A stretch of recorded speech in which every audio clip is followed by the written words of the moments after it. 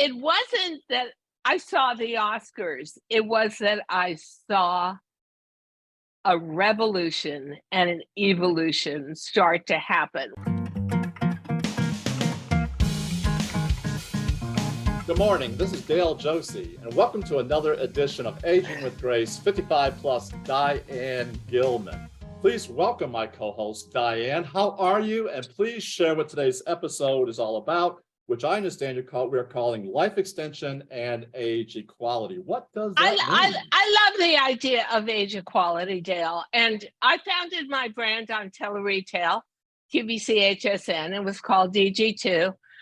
On the fact that women my age, baby boomer generation, which is huge, did not have a gene dedicated and sculpted to a middle-aged body. And that was just the tip of the iceberg.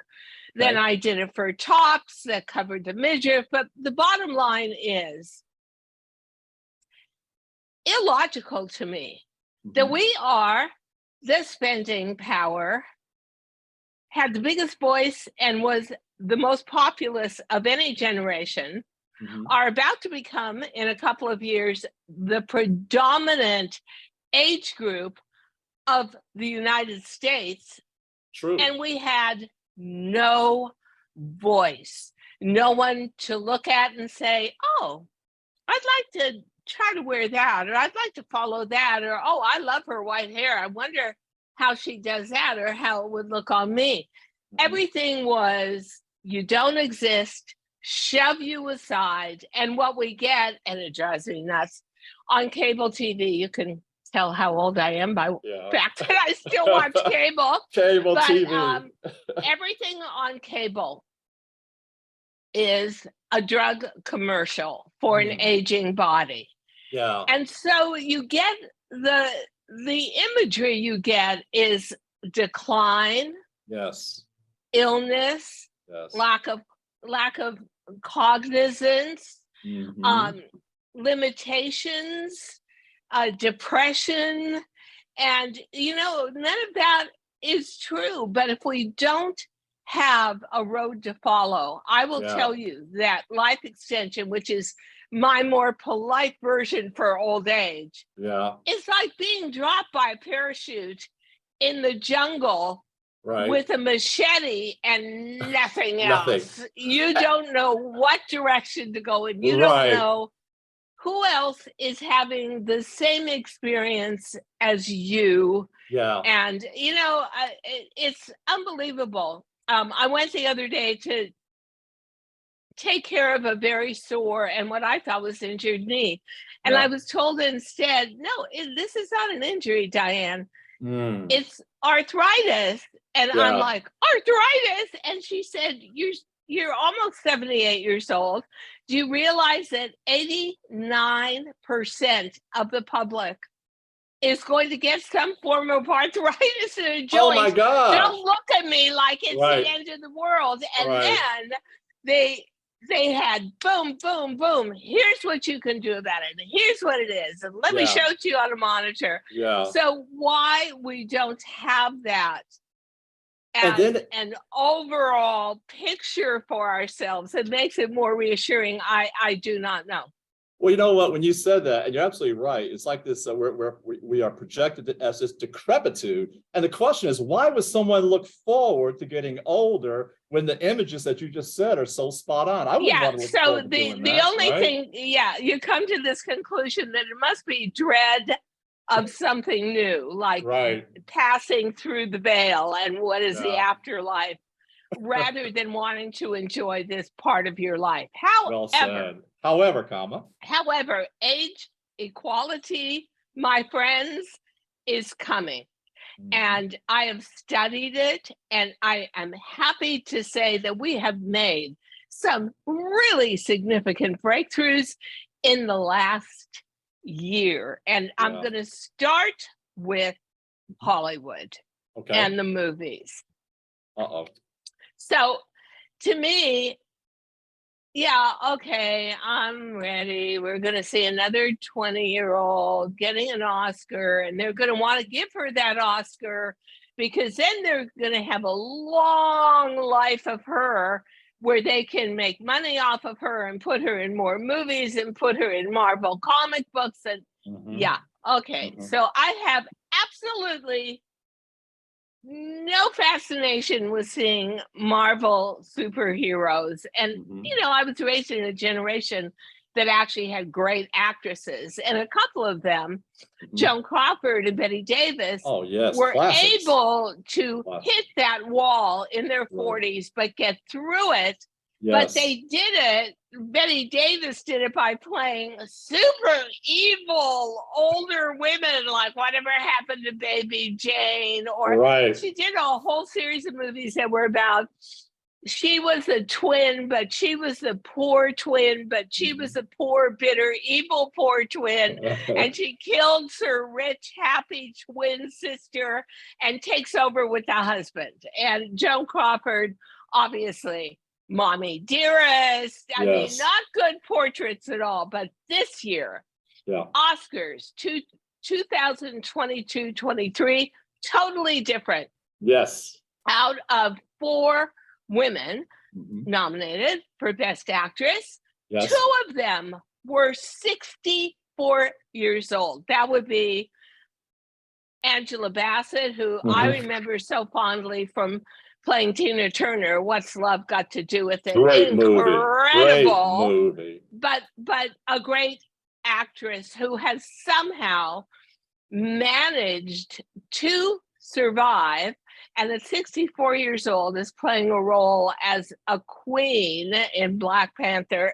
And then the winner, Michelle Yeou, at 60. Well, I just saw the other day at 38 in Tomorrow Never Dies, a James Bond movie, where because of her martial arts skills, she's so athletic, she was able to play kind of a younger role, and she was very active in it, although it's still one of my favorite portrayals was Michelle Yeou in Memoirs of a Geisha, where she plays an aging geisha teaching a younger one all the tricks of the trade. So she wins.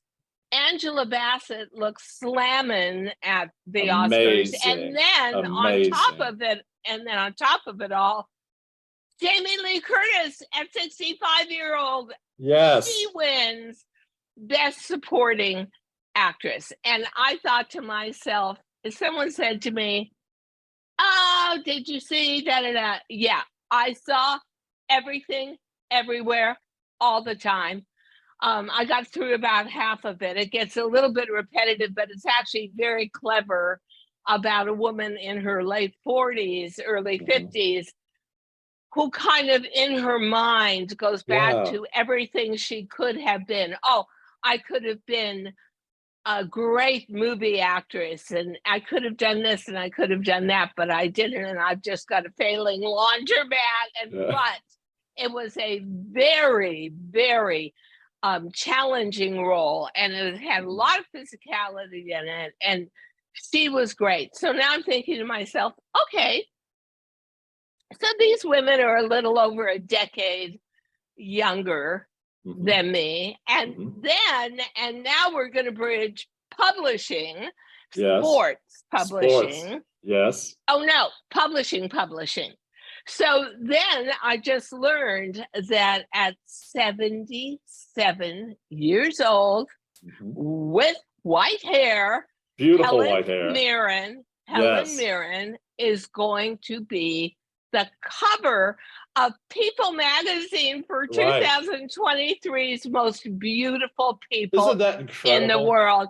Hello, ladies. We have broken through the membrane. We are on our way to age equality. And I'm going to go through some other aspects of society where this is happening. But I do want to say, you're going to start to see whole niche businesses start to build up and become apparent based on a huge, actually the biggest spending power in America, which is 55 plus. I know that because I was just approached by a fabulous beauty company called Better Not Younger. Love that title, to be one of their social media representatives for their hair care, which is for 55 plus hair. And I can tell you, it's different. Yeah. It's much more precisely focused, and my hair came out so healthy and so shiny. My white hair, it was like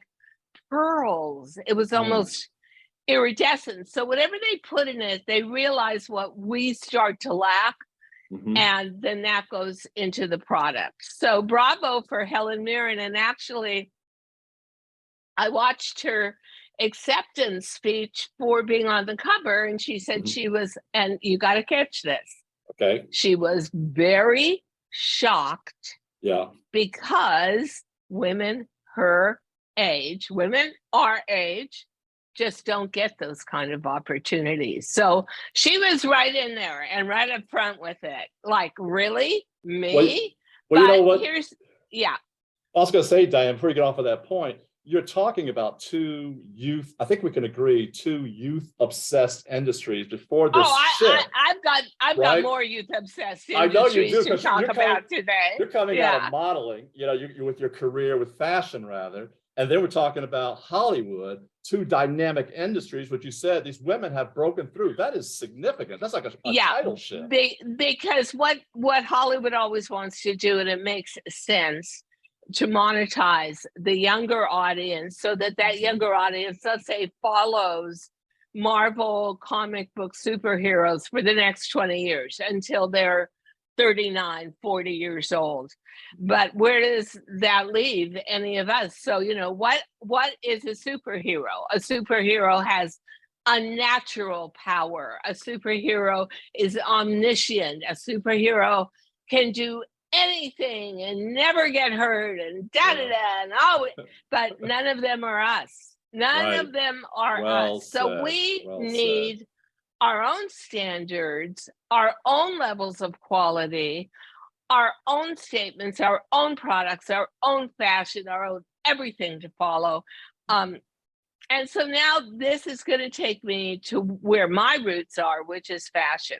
Okay. If you think that Hollywood and actually Sports Illustrated, I'm going to tell one quick story. So Sports Illustrated, they really started having huge sales when they started doing their supermodel covers. And so one day I was taking a vacation in the Caribbean in San Martin, and I walk into this huge scene with all these halo lights and photographers and this and that, and it was Ellie McPherson being photographed for the cover, one of the first covers of that ilk for Sports Illustrated.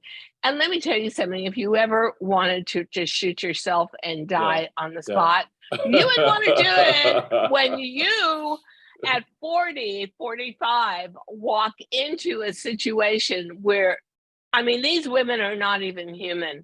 They're like 6'4" and weigh 90 pounds and are gorgeous. And they're in these teeny little bikinis and they're just basking in the attention. So that was amazing to me for Sports Illustrated that Helen Mirren was on the cover. But when you get to fashion, fashion is the probably most youth obsessed, throw it all away, don't keep it for long, move it quickly industry there is. So here comes the kicker to that. Okay. 2 years ago, in 2021, a friend of mine, Iris Apfel, unheard of, posed for her 100th birthday in a beautiful evening gown for the cover of Bazaar magazine, and it was a sensation, and really and truly rocked the industry. Then Carmen, my idol, with the white hair and the Beautiful. cheekbones. And Yes. she posed the first time. Her first Vogue cover was at the age of 15 in Italy. She just was asked and did pose for Vogue Eastern Europe at the age of 92. That's amazing. Okay, that to me is incredible. But now we're going to go to Vogue Philippines. And 106 years old, a woman who is an artist, and I guess they just wanted to, amongst other things, but really a fine artist. Yes. She was asked to be on the cover for her 106th birthday. So I ask you, do we see a societal shift here? And I honestly think we can say with confidence, the times are changing. We are going to come into our own. We are going to find that we have a place in life, because it is, and we're going to get more active about it too, and we're going to get prouder of who we are and what we've accomplished. I have to say, if you want to compare me to a 25-year-old, I'm going to come out on many levels looking pretty pathetic. I can't run a marathon anymore, although I did, blah, blah, blah. But if you want to test me on cognition and experience and how to put that experience into use, then I'm going to come out way ahead. So I'm looking for next step. And next step would be that we start to see ourselves again and again on the cover of magazines, on and in television. You know, when I look at cosmetic companies, they talk the talk and they say, oh, this acid and that retinol, but they always show it on a 20-year-old's face. How about the girls that really need it, like me? So here's the point. I'm going to say this. I have an old saying: money makes blind men see and deaf men hear.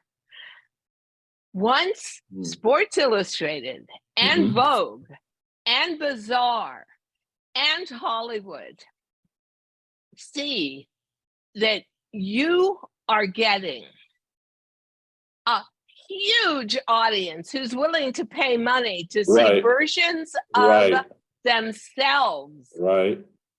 Even at 77 for Helen Mirren, I'm 77. You cannot imagine what that does for me and how it makes me feel like I'm not so invisible anymore. You know, Dale, I always call us the invisible generation. That's where I was going, yes. Yeah, traditionally, we're supposed to hit 65, be thrilled at retirement, and fade away.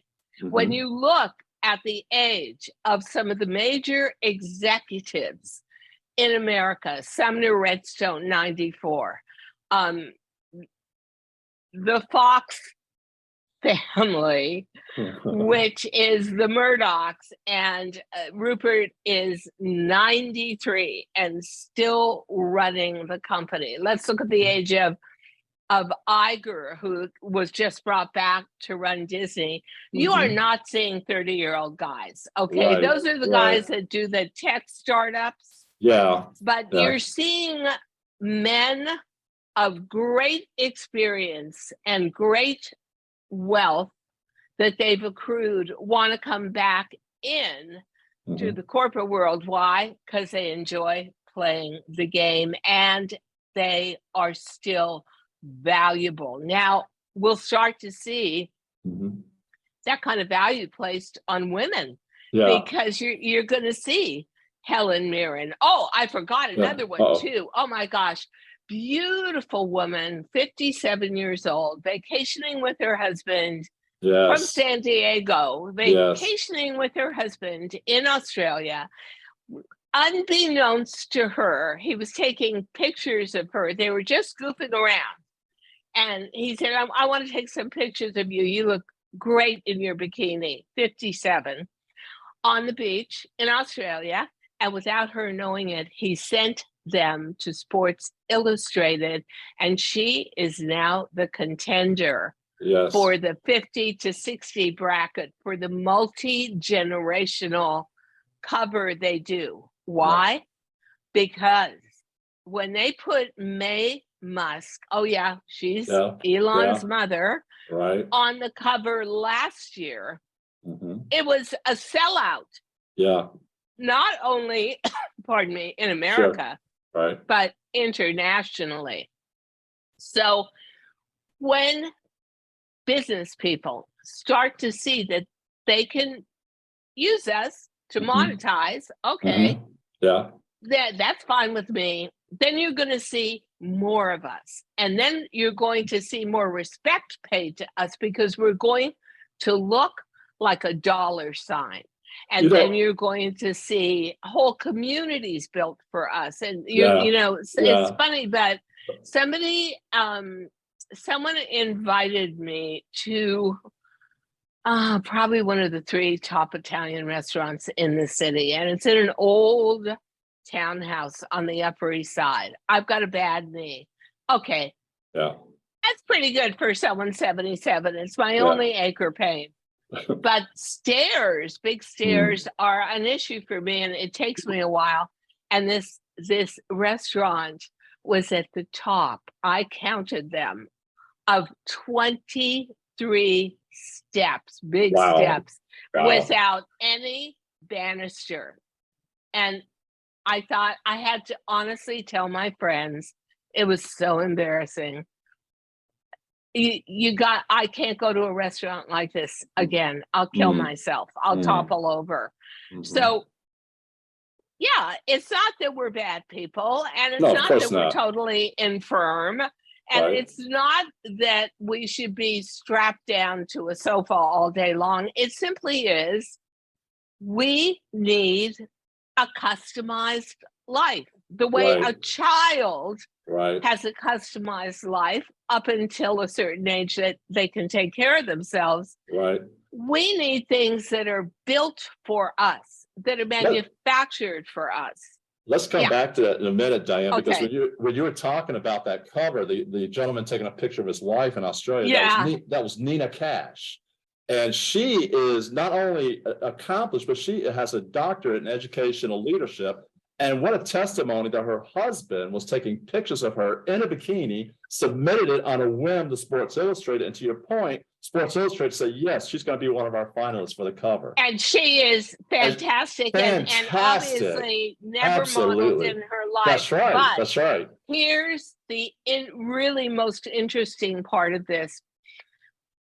She is not dyeing her hair. So her hair is like white and steel gray, and Sports Illustrated chose her for their 50 to 60 slot. Gorgeous and woman. I have to say, life is so different today because these industries and industries that truly affect us, Hollywood, fashion, publishing, sports, it's like, we all woke up. Oh, I see dollar signs there. Yeah.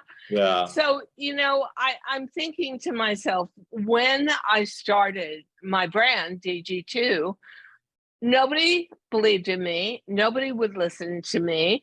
Nobody wanted to be a part of it. One person, my CEO at my television network, HSN, gave me one chance, and it turned out to become a $100 million a year brand. That's how hungry that audience was for something as females, aging females, they could call their own.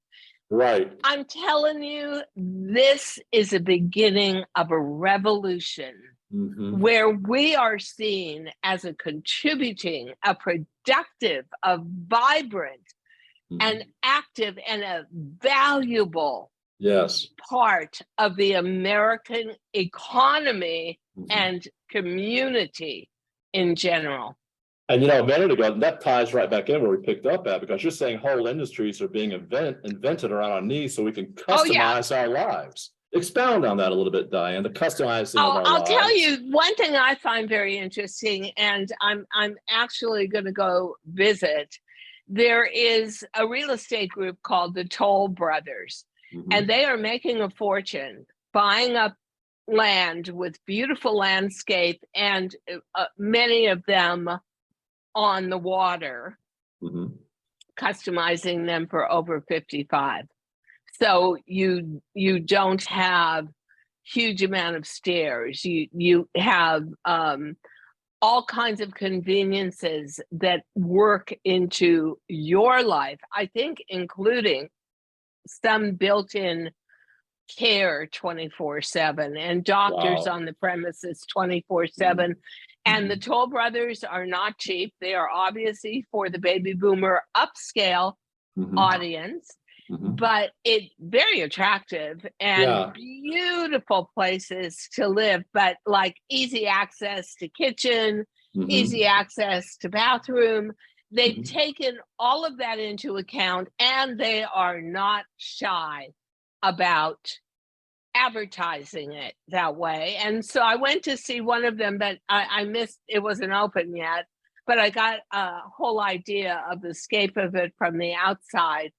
Every room had a water view, and every apartment had some kind of spectacular amount of windows to let light in, which of course is good if you're slightly depressed, and on and on and on. And so now you're going to see that this whole movement in real estate, and I don't necessarily mean golf communities in Florida. I mean all over the country, choosing incredible landscapes, but making it easier for us, safer for us, more inspirational for us. And I that to me is all part of this customization of a huge age group that says, you know what, I deserve more than I'm getting. I'm sick of being invisible. I want to be seen. And you know, one thing, and one thing that I do want to say, without being Debbie Downer, but that I don't like is, and I'm hoping, and believe me, I was going to work with Jane Fonda when she was going back into the exercise industry about 8 years ago. I was chosen to design the collection of activewear that went around her. It didn't happen, but I got to meet her, and she's truly magical. However, these movies, like 80 for Brady, where they play these goofy wig wearing, kind of silly, spacey, kind of old, wacky old ladies having fun. I hate that. You know what? Plays to the stereotype, does it not? It reinforces the stereotype. It is such, it's such a put down. And as a matter of fact, one of the stars, Lily Tomlin, even brought that up and said she was not pro the character she had to play. And so I think that that is just an extension of the 80s and the Golden Girls taken to the big screen. Well said. But you're not going to see that so much anymore. And then the other thing that's interesting, and it is another episode that we're going to do shortly, is about dating after 55 or 60. What if you just went through a great divorce? What if you lost your husband? What if you devoted yourself to your career all your life and now you're thinking, you know what? I'd kind of like a little companionship. Right. Oh my God. Where do I start? We are actually interviewing a professional matchmaker who does just that. So I said, okay, I come in as a 77-year-old, impossible to date just to begin with, I'm thinking, and I don't want a 16-year-old, let's go steady and be together forever and have a romance. I want someone who I could have as a travel mate, or I could have as a theater mate, or a special events mate. And she was like, yeah, of course. Why not? Of course. So here we are, and we're even going to get matchmaking businesses that are just that are a little beyond what you see online, and actually get more specifics and put you together. But that is just another part of socialization past 55. And you know, for almost 30 years on air, all I did was talk about you and I are the forgotten women. I started at about 45 on air, 47. Now I'm 77, and I talked about it for 30 years, and very little changed. And you know, I don't want to put down Hollywood. No, of course not. I don't want to put down publishing, because they need to make money to exist. And the good news is, ladies and gentlemen, we are money makers. Money makers. Yeah. And you know what? Speaking of that, and by the way, for our listeners, I trust that you're enjoying this special episode of Aging with Grace, 55 plus Diane Gilman. Today's topic is life extension and age equality. Diane, let's ping off of the Toll Brothers a minute ago, because when you're talking about their communities that they're building, they are embracing the concept of aging in place, which is desirable for everyone as we age. We don't want to go to a facility. We want to age in place, and with the amenities, the safety, and it sounds like that's what they're on to. Agreed? Yes? But they're on to that, but at a much higher end, and with a whole medical backup, and the cognizance that we may have beginning or incipient mobility issues, whatever it is. And believe me, I've had plenty of my relatives move to golf communities in Florida and shoot me first. I'm not doing it. But the other thing, you don't play shuffleboard? I don't play golf. I had one of my cousins took me out on the golf course, and after about 20 minutes, he said, "I have some advice for you." And I said, "What?" And he said, "Don't play golf." Like, don't do it. So bottom line is, you are going to see in every industry, and I'm hoping that we see more in the nutrition / food industry, where it becomes very, what I would call transparent, that no, you shouldn't be eating that. That's going to shave 10 years off your life. Here's what you should be focused on eating, and we can help you do it. I got that when I had breast cancer, and the diet at Mount Sinai Hospital was really a diet that you should live off your entire life, based more on vegetables, a little bit of fish, no red meat, no this, no that. And you know what?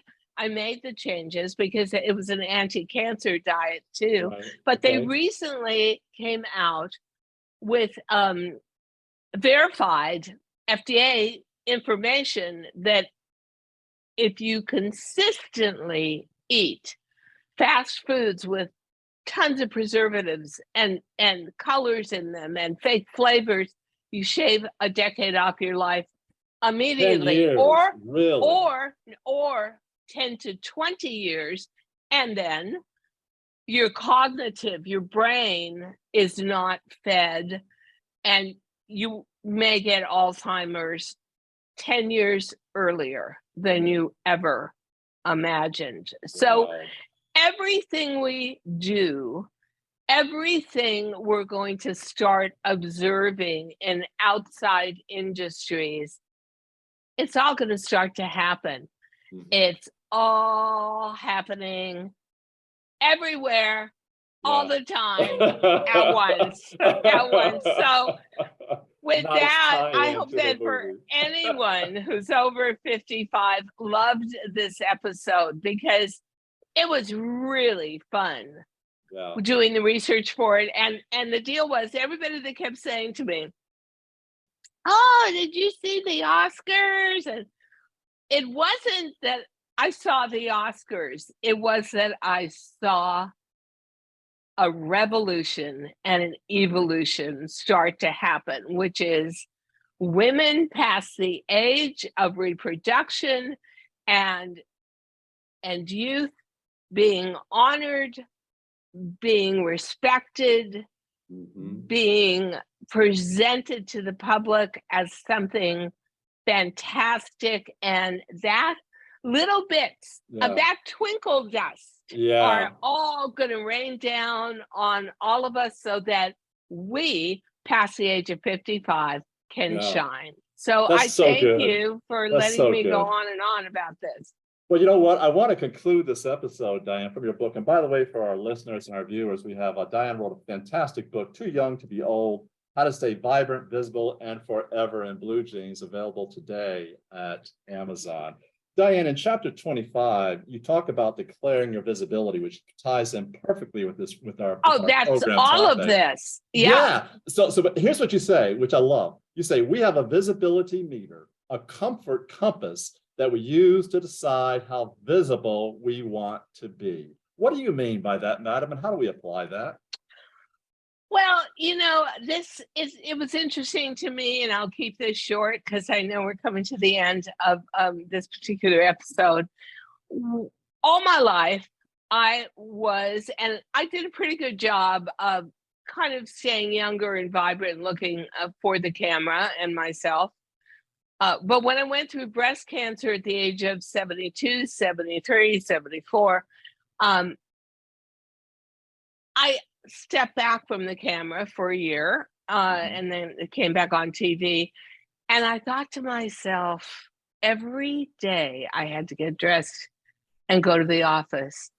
Wow. Oh my God, all I have are these, look at me, look at me, look at me clothes. Yeah.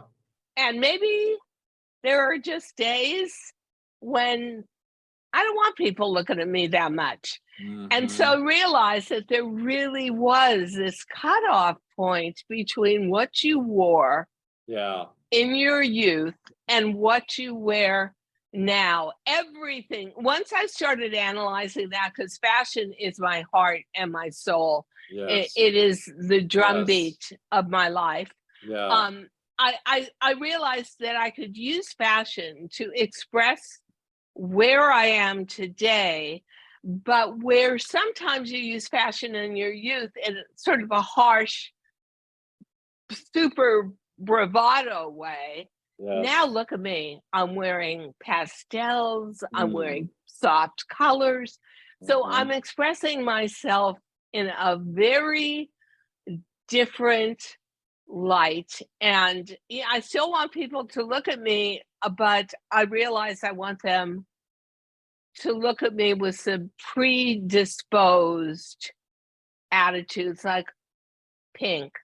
Oh, she's nice. Oh, I bet she's nice. I'll bet she's soft. I'll bet she's happy. And I want to be more accessible, because I think the general public is afraid to approach us at this age on the same level they approach youth. And they're right. We're different, but it doesn't mean we're not good.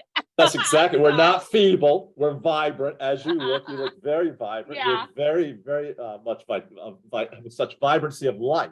You're not feeble, and here we are. So don't just kick us to the curb.